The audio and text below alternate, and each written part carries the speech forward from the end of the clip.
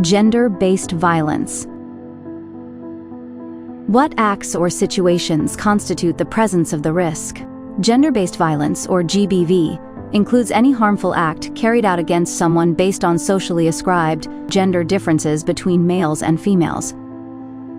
These acts cause physical, sexual, or psychological harm and may involve threats, coercion, or loss of freedom, both in public and in private. GBV disproportionately affects women and girls due to systemic gender inequality and overlapping forms of discrimination, such as racism, ableism, or nationalism. These intersecting barriers not only increase risk, but also hinder access to safety and assistance.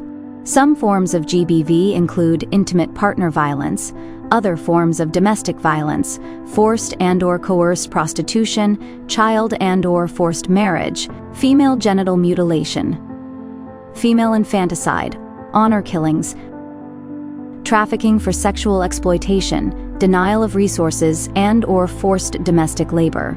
Importantly, GBV can also affect men and boys, particularly in armed conflict or detention settings, where sexual violence may be used as a weapon to humiliate or punish.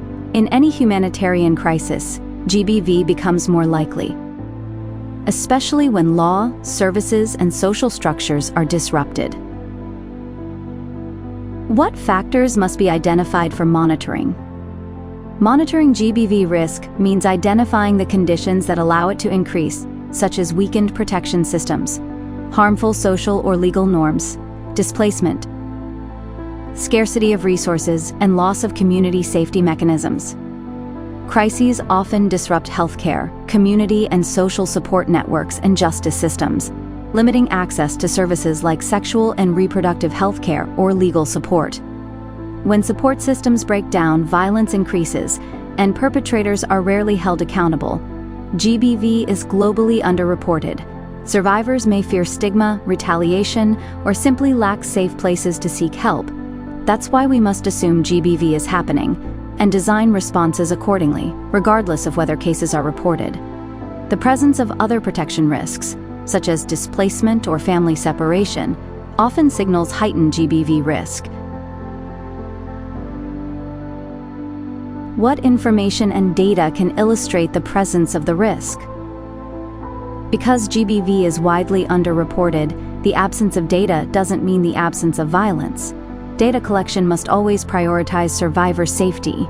Instead of seeking exact numbers, humanitarian actors should use a range of sources to identify risks, including expert observation, past crisis data, legal and cultural analysis, and reports from other sectors.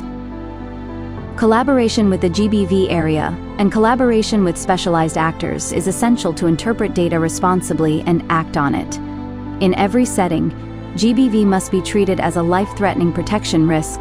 Prevention, response, and survivor-centered care must be integrated from the start.